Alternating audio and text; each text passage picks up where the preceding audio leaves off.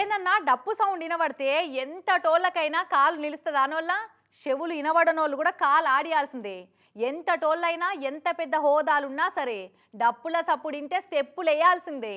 ఆంధ్ర హోంమంత్రి అనితక్క సంక్రాంతి సంబరాలల్లో డప్పులోళ్ళని చూడంగానే అక్కకైతే కాలు చేతులు ఆగలే. ఆ తబలలను అందుకొని పక్క పొంటోళ్లకు తలకాయ నొప్పి వచ్చేదాకా ఎట్లా కొట్టిందో చూడుర్రి. విశాఖపట్నంలో పెట్టిన సంక్రాంతి సంబరాలల్లో హోంమంత్రి అనితక్క ఏ తీర్ల తబలా కొట్టిందో చూడురి.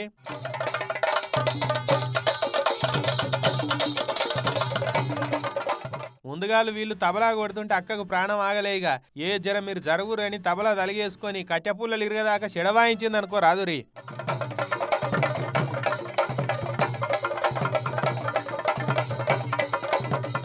సంక్రాంతి సంబరాల కోసం కేరళకించి ప్రత్యేకంగా ఈ తబలాలు కొట్టేటోళ్ళను పిలుచుకొచ్చిరట. ఇక వాళ్ళు మంచిగా కొడుతుంటే అక్క కాలు నిలవలేదు. తబలను ఓ పట్టు పట్టి చేతులను వచ్చేదాకా తెగగొట్టింది.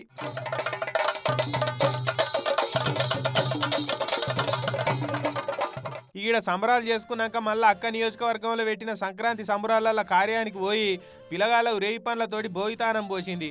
ముగ్గుల పోటీలు పెడితే వాళ్ళకి ప్రైజులు ఇచ్చింది. గంగిరేజ్ వస్తే జరిసేపు దాన్ని పట్టుకొని మురిసిందిగా.